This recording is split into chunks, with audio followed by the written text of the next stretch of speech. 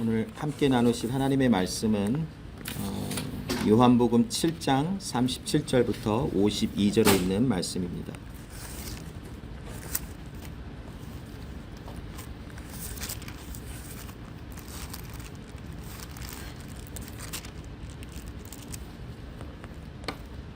요한복음 7장 37절부터 52절에 있는 말씀입니다.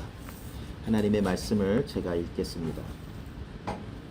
명절 끝날 곧 큰 날에 예수께서 서서 외쳐 이르시되 누구든지 목마르거든 내게로 와서 마시라.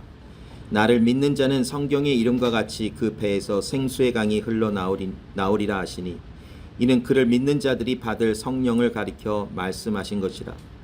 예수께서 아직 영광을 받지 아니하셨으므로 성령이 아직 그들에게 계시지 아니하시더라. 이 말씀을 들은 무리 중에서 어떤 사람은 이 사람이 참으로 그 선지자라 하며 어떤 사람은 그리스도라 하며 어떤 이들은 그리스도가 어찌 갈릴리에서 나오겠느냐. 성경에 이르기를 그리스도는 다윗의 씨로 또 다윗이 살던 마을 베들레헴에서 나오리라 하지 아니하였느냐 하며 예수로 말미암아 무리 중에서 쟁론이 되니 그 중에는 그를 잡고자 하는 자들도 있으나 손을 대는 자가 없었더라.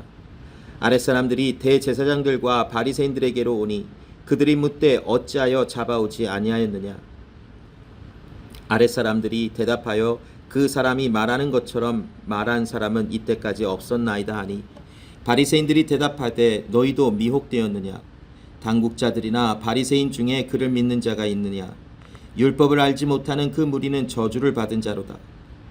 그 중에 한 사람 곧 전에 예수께 왔던 니고데모가 그들에게 말하되 우리 율법은 사람의 말을 듣고 그 행한 것을 알기 전에 심판하느냐.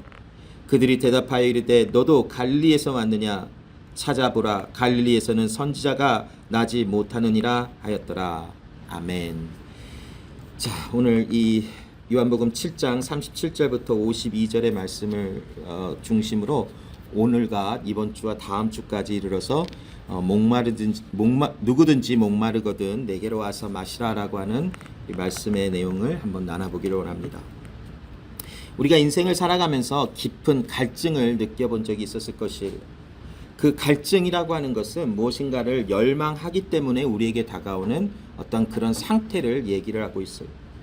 우리의 마음속에 깊은 갈증이 재정적인 것이 될 수 있고 또 건강에 대한 것일 수도 있고 또 많은 풍요로운 삶을 바라보는 것일 수도 있고 아니면 이제 우리가 나이 많이 먹어서 남은 여생을 편하게 살고 싶어하는 어떤 그런 그 필요성 아니면 바라봄을 통해서 우리에게 깊은 갈증이 느껴질 수도 있을 거예요.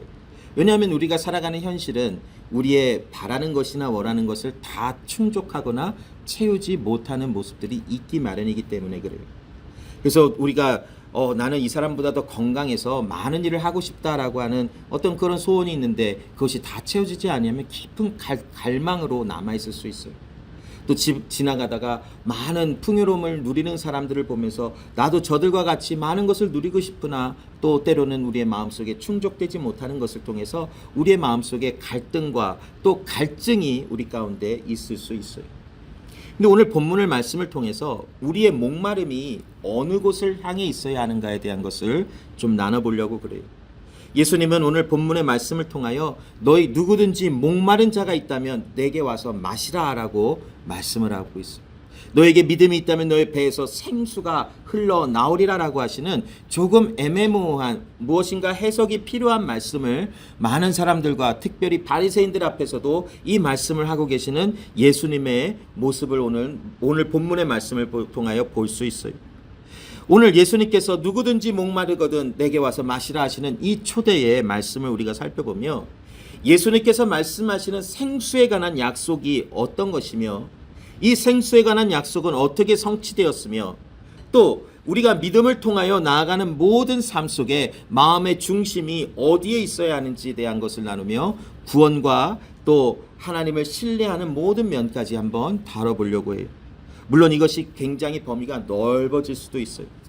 그 의미는 굉장히 설교 시간이 길어질 수도 있기 때문에 제가 눈치껏 굉장히 조금씩 추려냈어요.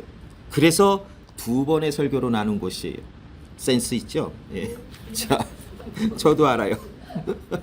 자, 오늘 이 본문의 말씀은 초막절이라고 하는 것에 대한 배경 지식이 조금 필요해요.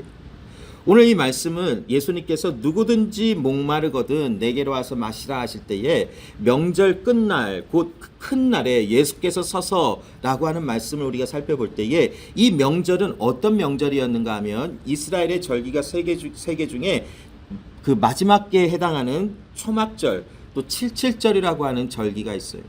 이것은 대략 제가 기억하기로는 한 일주일 정도 아마 이 절기를 지켜나가는 것 같은데, 이 초막절은 어떤 것을 의미하는 것이었냐면 이스라엘 백성들이 애굽에서 나와서 광야를 지날 때에 하나님이 그들을 먹이시고 입히시고 돌보셨어요.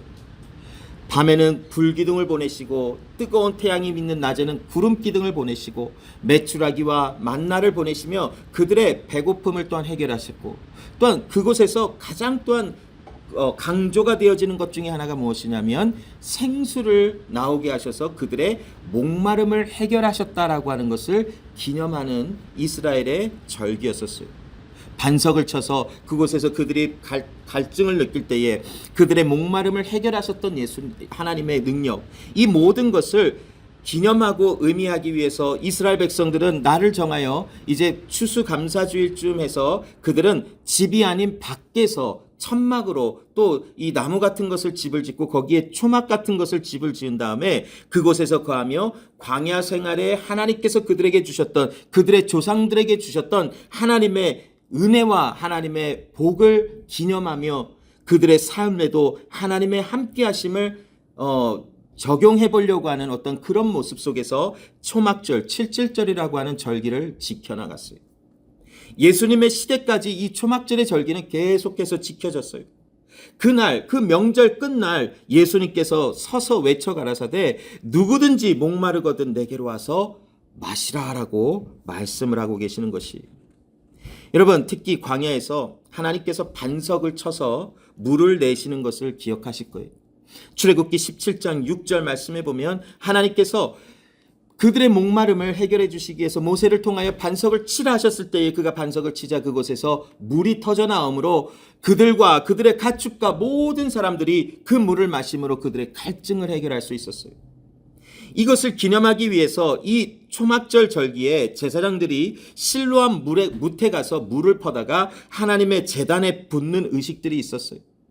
이것을 통해서 이들은 무엇을 지금 기념하고 무엇을 또한 바라고 있는가?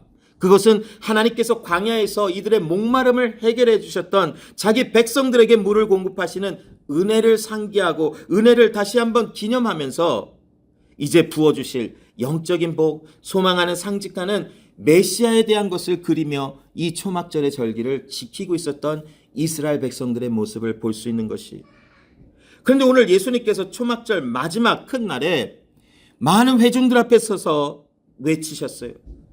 누구든지 목마르거든 내게로 와서 마시라. 이 예수님의 이 외치심에는 굉장한 어떤 목적이 담겨져 있는 것을 우리가 쉽게 볼 수 있어요. 절기는 지금 초막절이에요. 아침마다 제사장들이 나가서 실로암 못에 가서 물을 길러다가 그 하나님의 제단에 뿌리며 우리의 갈증을 해결하셨던 하나님의 은혜를 우리는 기념하며 그 은혜에 감사합니다. 이제 앞으로 도래할 메시아 되시는 그 하나님이 보내시는 그분을 통하여 우리의 영원한 목마름이 해결될 것을 우리는 갈망하고 간구합니다. 이 갈망을, 이 간구를, 이 간절함을 하나님께 올려드리며 그들은 기도하며 그 절기를 지나갔어요. 그런데 그날 마지막 날 큰 날에 예수님께서 서서 너희가 수백 년 동안 기다려왔던 그 메시아, 너희들의 목마름을 해결해 줄 수 있는 메시아가 바로 나다라는 것을 외치시는 거예요. 다음 주에도 나눌 것이지만 그 말씀에 사람들의 많은 반응이 가나죠. 어떻게 저 사람이 메시아야? 어떻게 갈릴리라고 하는 곳에서 메시아가 나올 수 있어? 왜 그런 말이 나왔을까요? 아마 갈릴리는 그 당시 굉장히 천대받는 사람들이 있었던 것 같아요. 계급이 어떠했는지는 모르겠지만 아무튼 생활 수준이나 많은 사람들이 함부로 해도 될 만한 그런 사람들이 모여서 살던 곳이 아마 갈릴리 지역이었던 것 같아요. 그런 비천하고 나약하고 약한 그들이 살아가는 곳에서 과연 메시아가 나올 수 있을까? 그렇지 못해.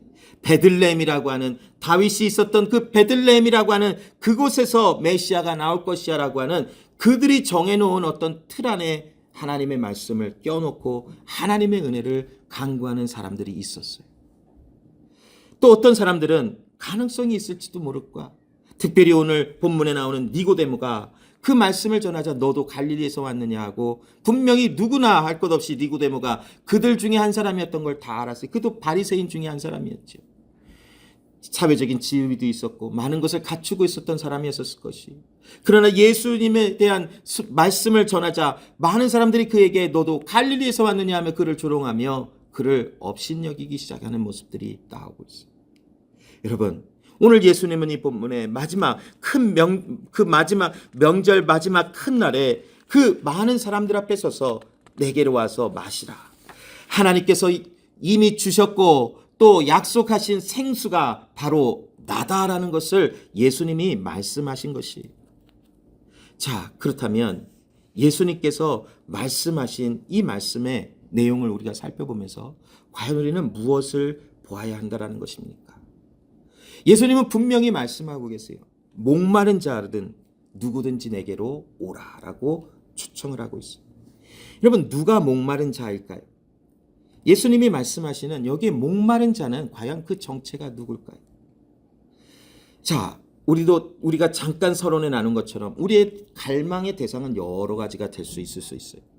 그러나 오늘 본문의 말씀을 중심으로 우리의 마음속에, 우리의 삶 속에 온전한 한 가지 갈망은 무엇이냐면 바로 그리스도 예수를 통하여 우리에게 주시는 하나님의 은혜에 대한, 구원에 대한 갈망이 우리에게 있어야 된다는 것이.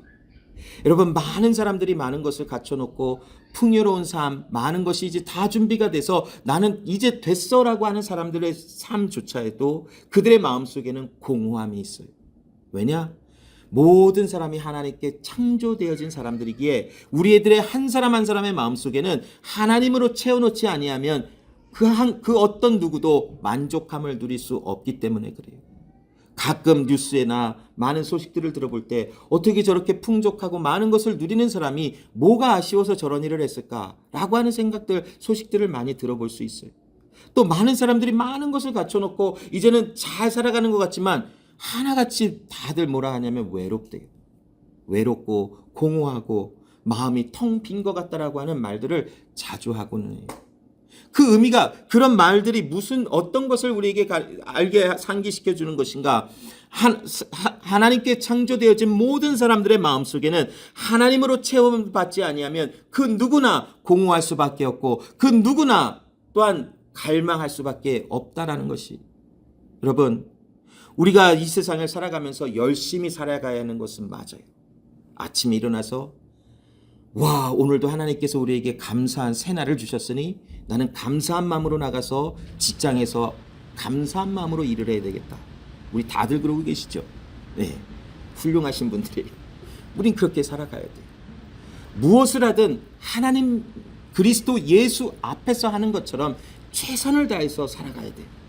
누구를 만나건 누구와 함께 식사를 하건 누구와 함께 대화를 하건 함께 살아가는 공동체 안에 있든 어떤 일을 하든 우리는 그리스도 예수 안에서 하나님의 사랑으로 최선을 다해서 살아가는 것이 우리의 삶의 방향성인 게 맞아요. 근데 여기에 한 가지 굉장히 중요한 포인트가 있어요. 우리는 이 세상에서 열심히 살아가야 하지만 그 열심히 살아가는 최종 대상이 내가 무엇인가를 많이 누리고 많은 것을 이룬다의 목적이 되어 있다면 우리의 하는 모든 수고와 헌신은 아무 의미가 없게 되어질 수밖에 없어요. 왜냐? 모든 것은 시들고 마르고 사라질 것이나 오직 하나님의 말씀만이 영원할 것이다라고 하는 하나님의 말씀을 기억하실 거예요. 이 말씀은 하나님의 말씀만이 살아남아서 모든 것이 다 없어진다가 아니라 하나님이 약속하신 그 약속, 즉 하나님의 통치하시는 영원한 세상, 하나님이 함께 하시는 구원받은 하나님의 사람들을 뜻하고 있어요. 직접적이진 않지만 간접적인 그 말씀을 해석해 보면 하나님의 말씀만이 영원하다라는 것은 하나님이 약속하신 구원의 은혜가 우리 가운데 영원히 있을 것이며 우리는 영원토록 하나님을 찬양할 것이며 우리는 영원토록 하나님과 함께하며 그 하나님의 온전하심만이 이 세상에 영원할 것이다. 그러나 이 세상에 우리가 손으로 만지고 우리가 열심히 살아가는 모든 대상도 이제 때가 됐을 때의 모든 것이 시들고 사그러질 수 없어질 수밖에 없는 대상이다라는 것을 우리는 인지해야 돼요. 그러므로 여러분, 이 초막절의 절기를 지나면서 하나님께서 이 절기를 이스라엘 사람들에게 요구하셨던 이유가 있어요. 자, 광야에서는 철저하게 하나님을 의지했어요. 구름 기둥이 뜨지 않으면 어떨까요? 불 기둥이 뜨지 않으면 어떨까요? 굉장히 불편하고 아마 생존의 위협을 받았을 것이에요. 매일 먹는 거지만 아침에 일어나서 만나가 내리지 않았다면 그들이 뭘 먹을 수 있었을까요? 여러분, 광야는 우리가 지금 이렇게 뭐 배고프면 집에 가다 뭐 하나 픽업해서 먹을 수 있지만 광야는 그런 곳이 아니에요.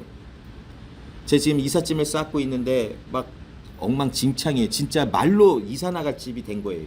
진짜 이곳저곳에 박스에 뭐 음식을 안 해 먹은 지가 한참 됐지요. 며칠 됐지요.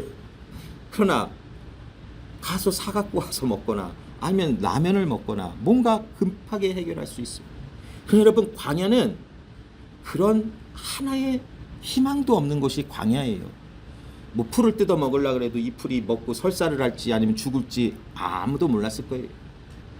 그러나 광야에서는 누군가가 도와주지 않으면 생존의 위협을 받을 수밖에 없는 것이 광야였었어요.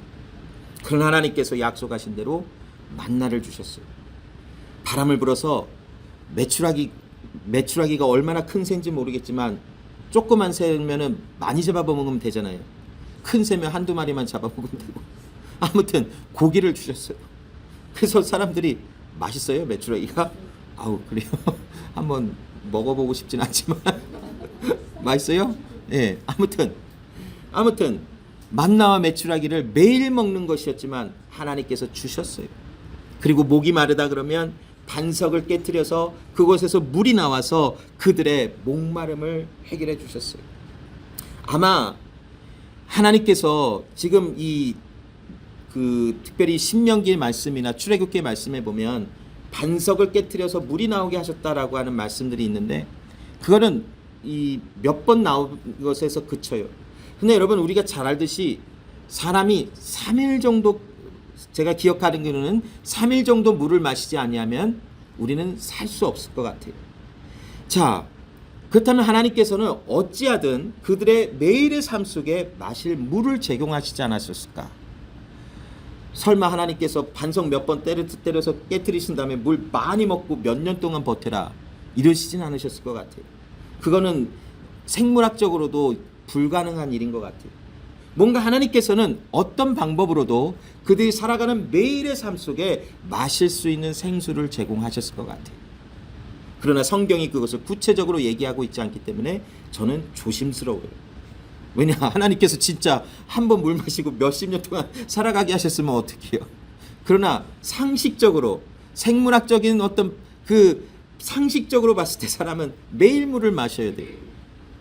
아무튼 하나님은 그들의 필요를 공급해 주셨어요.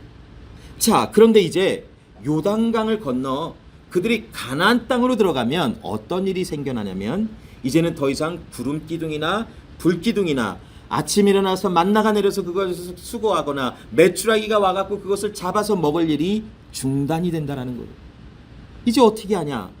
가나안 땅에 들어가면 그것은 젖과 꿀이 흐르는 땅이라고 표현이 되어 있지만 지형적인 특색을 보면 가나안 땅은 그렇게 농사를 짓기에 적합하고 아주 좋은 땅이라고는 할 수 없어요. 그곳 역시도 광야와 같은 비슷한 지형적인 특색이나 날씨의 어떤 것을 받고 있어요. 그러나 지금 요즘에도 이스라엘의 농사 짓는 것을 보면 지중해를 중심으로 농사를 짓는 모습들이 있다고 하는데 그것이 아마도 이 출애굽했었을 때에도 가나안에 들어갔을 때에도 그 중심지를 통하여 어떤 농업이나 어떤 삶의 터전을 이루고 살아가는 것이 있었을 것이다라는 것이 여러 자료들에 나오고 있어요.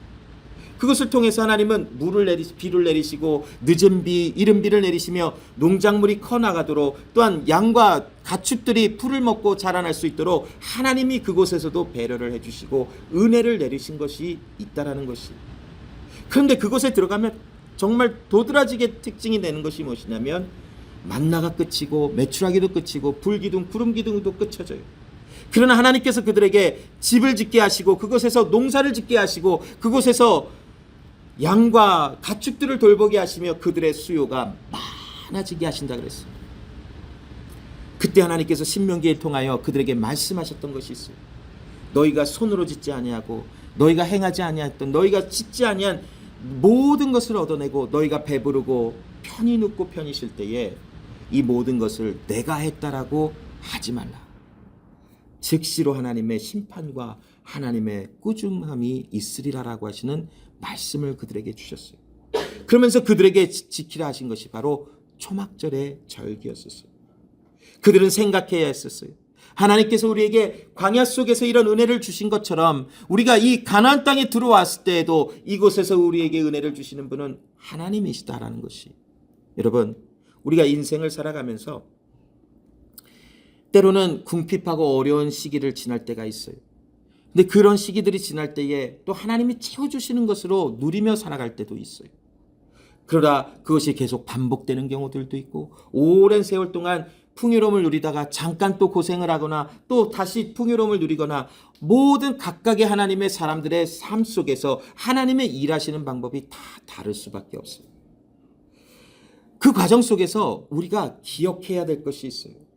여러분, 내가 일하고 내가 이루어냈고 내가 많은 시간 속에서 정성을 들여서 이루어놓은 모든 것 때문에 내가 잘 이만큼 살아간다라고 하는 생각을 한다면 우리의 갈망과 우리의 목마름은 대상은 다른 데 있다라고 밖에 할 수 없어요. 여러분, 오늘도 하나님께서 우리에게 우리의 살아가는 일반적인 삶 속에서 하나님의 공급하심과 하나님의 돌보심이 없잖아요. 그것이 끊어지잖아요. 그럼 우리는 단 몇 순간도 살아갈 수 없는 존재들이라는 것이. 우리는 매일의 삶 속에 이스라엘 백성들에게 초막절의 절기를 지키라 하셨던 하나님의 은혜, 그 명령을 생각해 보면서 매일의 삶 속에 우리는 어쩌면 초막절의 절기를 지내는 것과 같은 심정으로 살아가야 하는 것이 우리의 삶의 본질적인 방향성이 아닐까요, 여러분? 여러분, 정말 몸이 아프거나 많은 걱정과 근심 속에서 하나님께 기도했던 날들이 있을 거예요. 하나님께서 나를 돌보시지 않으면 나는 살아갈 수 없습니다. 정말 하나님 간절합니다. 나는 너무나 간절합니다. 뭐든지 할 테니 나를 제발 한 번만 돌아봐 주십시오. 한 번만 이거를 뭐 해주십시오. 아마 그런 기도했던 적이 있었을 거예요. 근데 여러분, 한번 뒤를 돌아봐 봐요. 무엇인가가 이제 안정화가 됐어요. 우리의 삶의 태도와 우리의 삶의 모습은 어떠했는지를 점검해 볼 필요가 있어요. 제 생각에는 하나님의 함께 하심을 통하여 또 하나님께서 은혜를 주심을 통하여 또한 문제를 해결하며 나아갈 수 있는 힘을 주심으로 어느 정도 평화로워졌을 때가 굉장히 중요한 시간이라고 생각을 해요. 우리가 초막절을 절기를 지키듯이 살아가는 모든 삶에는 우리의 삶의 주인이 하나님이시며 하나님의 공급하심이 없으면 우리는 살아갈 수 없는 존재이라고 하는 것을 이미 알고 있는 본질적인 변화가 우리 가운데 있어야 한다는 것이. 예수님은 많은 사람들 앞에 서서 오늘 누구든지 목마르거든 내게로 와서 마시라 하는데 그 목마른 자가 바로 우리의 본질 안에서, 우리의 삶 안에서, 우리의 마음 안에서 하나님이 나의 참 주인이다라는 것을 아는 사람이 목마르다라는 것이. 여러분, 우리가 무엇인가를 경험해 보지 않으면 그것에 대한 갈망이 없어요. 제가 회사를 들어가서 참 그렇구나라고 했던 한 가지 어떤 표현이 있었어요. 많은 사람들이 이 일을 할 때에 저 사람은 자기가 모르는 것을 모르고 있어 라고 하는 말이 처음에 그 말이 뭘까라고 생각을 해봤어요. 근데 참으로 의미심장한 말이에요. 뭐냐, 어느 사람이 막 일을 하면서 이 사람은 자기가 뭘 해야 되는지를 모르는 거를 모르는 거예요. 그 사람은 나중에 정말 큰일 나요. 정말 자기는 잘하고 있다고 생각을 해요. 근데 나중에 너 왜 안 했어? 내가 했었어야 돼? 이런 벌써 큰일 난 거예요. 그게 회사에 들어가서 참 마음에 이렇게 많이 꽂혀졌어요. 뭘 말할까요, 여러분? 모르니까는 생각조차 안 하는 거예요. 우리가 목마른 자가 바로 이런 사람이 아닐까요? 이걸 한번 이런 원리를 한번 우리의 삶에 적용해 봤을 때 하나님을 안다라고 하는 사람에게는 더 목마름이 있을 수 있어요. 하나님의 말씀을 경험해 본 사람들에게야 온전한 더 큰 목마름이 있을 수 있어요. 하나님을 경험해 보지 못하고 하나님을 알지 못하는 사람 속에 정말 간절한 목마름이 생길까요? 저는 그렇지 않을 것 같아요. 왜? 하나님 모르니까. 자기가 모르는 걸 정말 모르는 경우가 되는 거예요. 그러나 우리 마음속에 하나님을 경험해보고 하나님의 은혜 가운데 내가 이렇게 보전함을 받고 안전하게 지켜졌구나라는 것을 경험하면 경험할수록 우리의 마음속에는 간절함과 목마름이 더더욱 커져가야 되는 것이 정상적인 것 같아요. 이스라엘 백성들이 광야에서 그토록 하나님의 은혜를 경험하고 가나안 땅에 들어갔을 때의 그들의 목마름은 더 심해졌어야 될 것이. 왜냐? 은혜를 받은 하나님의 은혜로 함께 하셨던 하나님을 알기 때문에 그들이 이제 광야 생활과는 조금 다르게 많은 풍요로운 것을 누리고 있다 할지라도 그들의 마음속에는 더 큰 갈망과 하나님을 향한 목마름이 있었어야 됐었어요. 그런데 우리가 성경을 통해서 결과들을 봤잖아요. 많은 사람들이 그 목마름을 묻어버렸어요. 그리고는 스스로가 일어난 줄 알고 배부르고 정말 등 따시면 딴 생각한 거예요. 아, 이거 우리가 이루었어. 우리가 와서 전쟁하고 우리가 열심히 했더니 이렇게 됐어. 하나님은 우리의 왕이 아니야. 우리에게는 우리가 세운 왕이 있어야 돼. 이게 이스라엘 백성들의 심정과 마음이었었어요. 하나님은 어떻게 하셨을까요? 그들을 내버려 두셨을까요? 그들의 진정한 목마름이 무엇인지를 정말 그들이 모르고 있는 것을 알게 해주시기 위해서 진정한 목마름이 무엇인가를 알게 해주시기 위해서 그들에게 끊임없이 고난과 아픔이라는 것을 허락하셨어요. 그 과정 속에서 그들은 끊임없이 이제는 우리가 왜 이렇게 고민을 하고 왜 이렇게 힘들어야 합니까? 우리는 하나님의 백성이지 않습니까? 맞아요. 그러기 때문에 고난과 역경을 당한 것이. 그들이 그런 상태에서 있으면서도 고난과 아픔이 거하지 않는다면 그것은 하나님의 자녀가 아니라는 증거가 된다는 거예요. 그들이 그렇게 하나님의 갈망하고 하나님을 열심히 찾아나는 그 길에서 벗어났기에 그들이 하나님의 자녀이기에 하나님은 그들에게 아픔이라는 것을 허락하시며 그들의 마음속에 하나님을 향한 갈망이 목마름이 회복되도록 하셨다는 것이. 오늘 예수님은 많은 회중 앞에서 누구든지 목마르거든 내게로 오라. 이 초대가 각각에 들려졌던 많은 사람들에게 다르게 들렸어요. 분명히 그 소식, 그 외쳐대시는 그 목소리를 듣고 누군가는 예수님 앞에 나온 사람이 분명히 있었을 것이. 누군가는 그 말씀을 듣고 철저하게 예수님을 무시했던 사람도 있어요. 갈릴리에서 온 사람이 뭘 안다고 저렇게 떠들어댈까? 그냥 무시하고 선을 거버렸던 사람도 있었을 거예요. 그런데 누군가의 마음속에는 누구든지 목마르거든 내게로 오라. 너희가 목말라 내게로 와. 너의 모든 힘과 능력으로 와가 아니라 하나님께서 그들에게 목마름이라는 것을 알게 해주셨기에 그들의 마음속에 하나님을 향한 갈망과 하나님을 향한 목마름이 있기에 그들은 예수님께로 끌려져 왔다라는 것이. 자, 오늘 요한은 이 말씀을 통해서 생수의 강이 흘러져 나올 것이다. 누구든지 목마른 자들은 와서 내게 마시라. 그리하면 너희의 배에서 생수의 강이 흘러넘치리라 라고 말씀하세요. 시간이 많이 갔기 때문에 이 배가 뭔지를 구체적으로 성경을 통해서 설명하지 않겠지만 결론적으로 마음을 뜻하고 있어요. 너의 마음에서 생수의 강이 흘러넘치리라 라고 말씀을 하세요. 이 생수의 강이 흘러넘친다라는 것이 과연 뭘까요? 요한은 오늘 이것을 정확하게 성령의 함께 하심이라고 설명해 주고 있어요. 여러분, 광야에서 그들의 목마름, 그들의 물이 없다라는 것은 생명이 끊어졌다라는 것을 의미할 수도 있어요.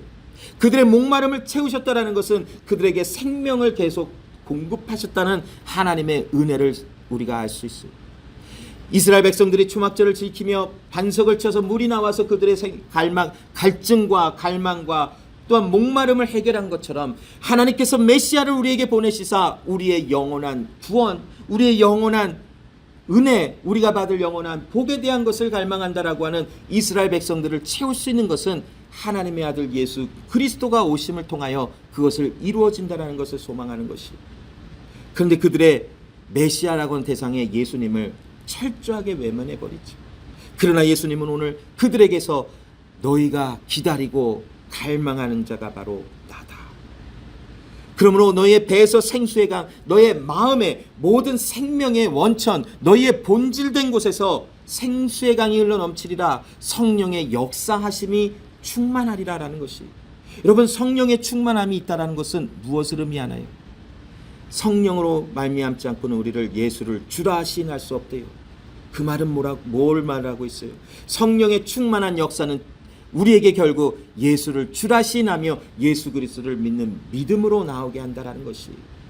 그러므로 예수님의 말씀은 지금 무엇을 말씀합니까? 하나님의 성령의 능력으로 말미암아 이제 때가 이를 때에 하나님께서 부어주시는 성령의 능력으로 말미암아 너희가 내가 주인 것을 시인하며 내가 너에게 분부하고 가르친 모든 말씀들을 생각하고 기억하며 알게 되어질 것이라.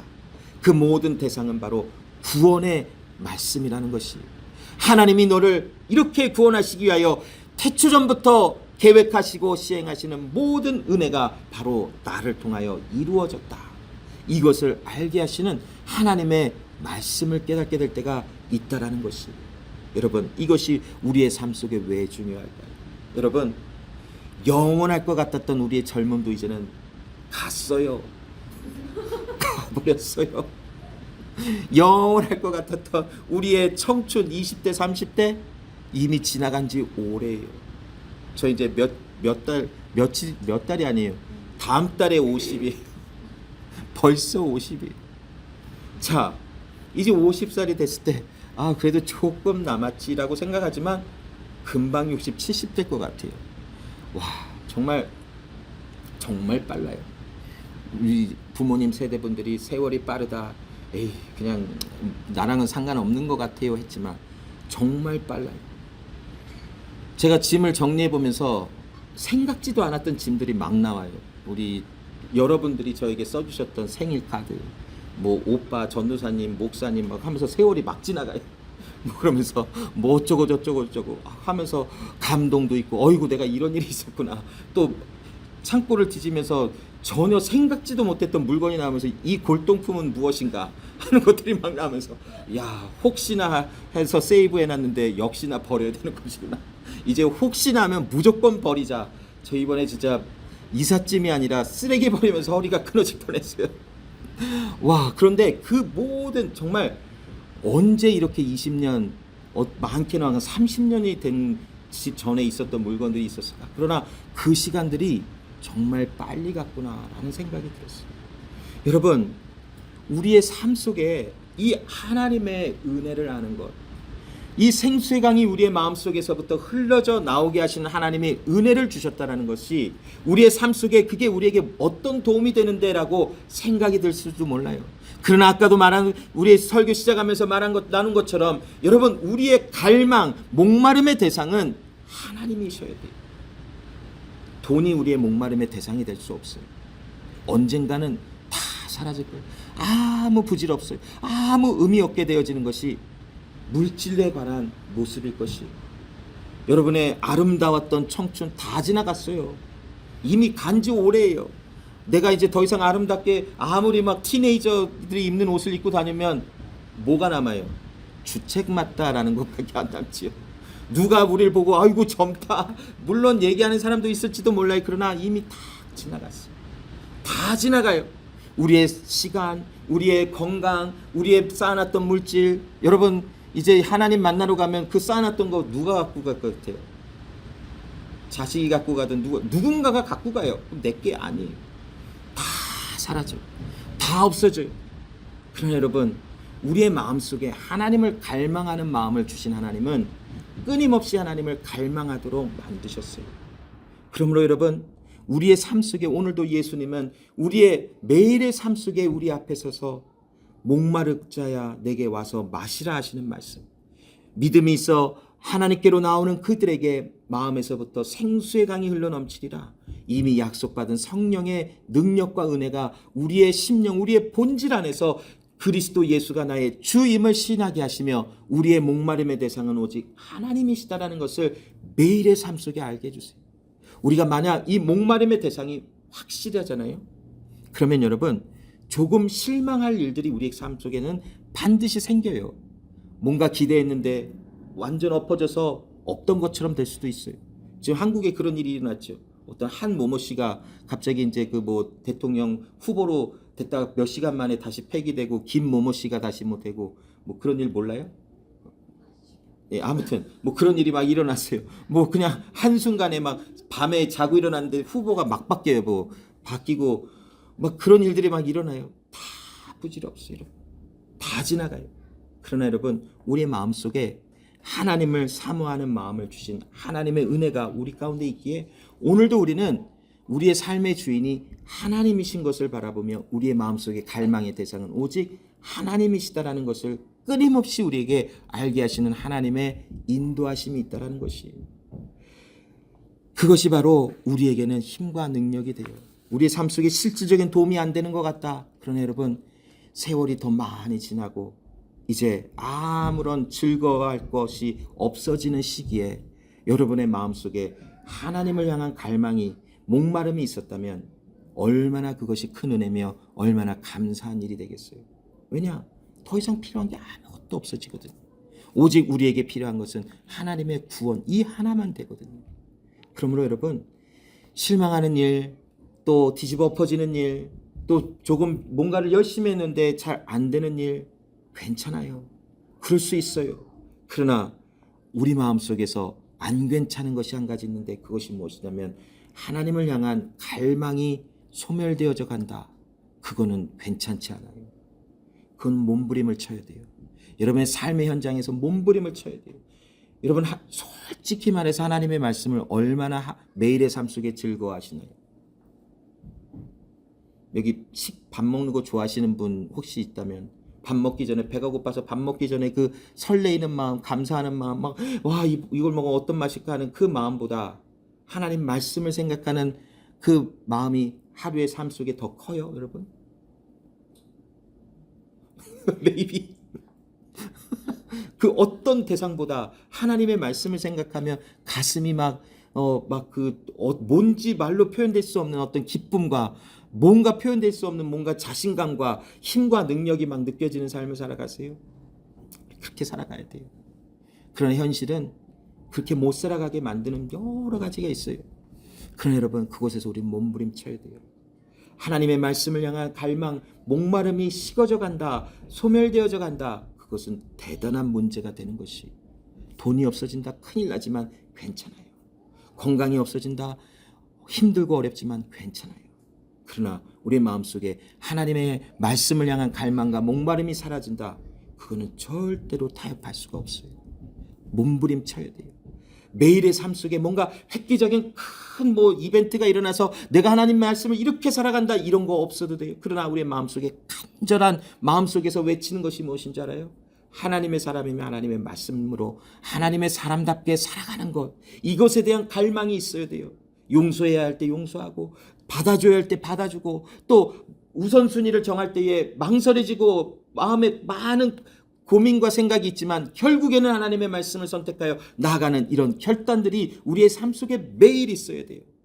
어떤 정말 큰 이벤트 속에서 내가 하나님의 일을 이렇게 했다라고 이런 거 없을 수도 있어요. 그러나 삶 속에 작은 것, 특별히 감사하는 것, 하나님, 주께서 나에게 이렇게 은혜를 주셨기에 나는 오늘도 살았습니다. 제가 지금 사는 집에서 7년 동안 살았더라고요. 이제 이사를 가게 되는데 정말 많은 일이 있었어요. 정말 이런 일 저런 일. 근데 그냥 짐을 싸면서 하나님께 무한 감사를 했어요. 하나님의 도우심이 없었다면 정말 끝이었습니다. 이건 하나님의 도우심입니다. 새로 이사를 가요. 정말 아직도 거길 가면 낯설어요. 동네도 낯설고, 집에 들어가면 이건 내 집이 아닌데 그 이삿짐 나가는 그 집에 가면 편해요. 근데 새로운 거 가면 깨끗하고 아무것도 없으니 물론 당연히 깨끗하죠. 근데 뭔가 힘들어요, 마음이. 그러나 또 다른 하나님의 은혜로 그것을 인도하셨다면 그것을 펼쳐주신 하나님의 은혜를 생각하며 하나님의 말씀을 향한 갈망으로 저는 살아가려고 해요. 여러분, 매일 직장에 나가면서 보니까 정말 하나님 앞에 감사하지 않으면 정말 마음이 힘들어질 날이 되게 많더라고요. 정말 양심 없는 사람, 양심에 털난 사람, 양심이 시커먼 사람, 양심에 화이 맞은 사람, 다 양심이 어떻게 된 사람들이 참 많아요. 근데 그 가운데서 하나님을 향한 감사와 하나님의 말씀을 붙잡지 않으면 하루도 살아남기 힘든 곳이 이 정글과 같은 세상에 일하는 곳이구나를 매일의 삶 속에 느껴요. 그렇다고 해서 힘들어서 못하겠다는 아니, 할만하다. 왜냐? 나에게는 하나님의 말씀이 있으니까. 오늘도 내가 하나님의 말씀으로 일어서면 된다라고 하는 마음으로 매일의 삶을 살아가다 보니까 정말 하나님의 말씀을 내가 이렇게 성경을 읽고 그렇구나 이렇게 많은 시간을 들이지 못할 때도 있어요.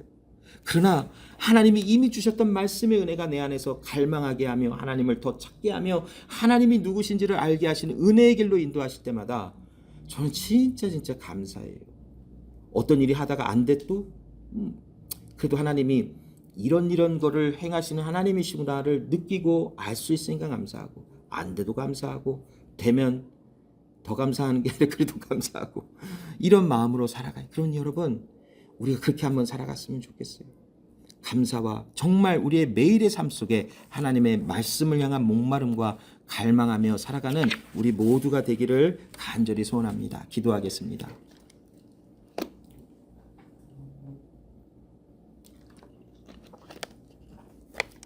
하나님 아버지, 감사합니다. 오늘도 그리스도 예수 안에서 우리가 하나님의 사람들로 또 우리의 마음속에 하나님의 말씀을 향한 목마름과 갈망하게 하시는 은혜를 따라 살아가게 하심을 감사합니다. 하나님, 주의 사랑이 아니시면, 주의 은혜가 아니면 우리는 단 한순간도 살아갈 수 없는 존재임을 하나님 고백합니다.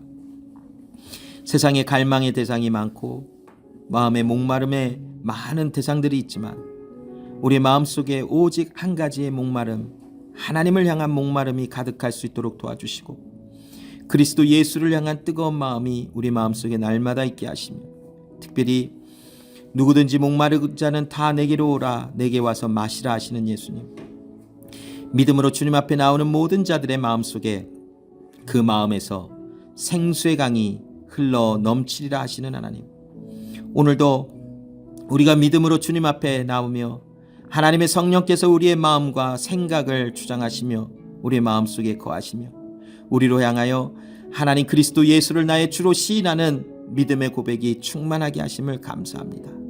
매일의 삶 속에 하나님의 말씀을 갈망하기에 나타나는 삶의 모습들이 하나님 채워지게 하시고 가득하게 하시며 오직 주의 말씀을 생각하며 주를 날마다 기억하며 하나님의 하나님 되심, 우리의 삶의 주인 되심을 기억하며 하나님께 감사와 예배의 삶을 드리는 것을 잊지 말게 하여 주시옵소서. 감사드리며 예수님의 이름으로 기도합니다. 아멘.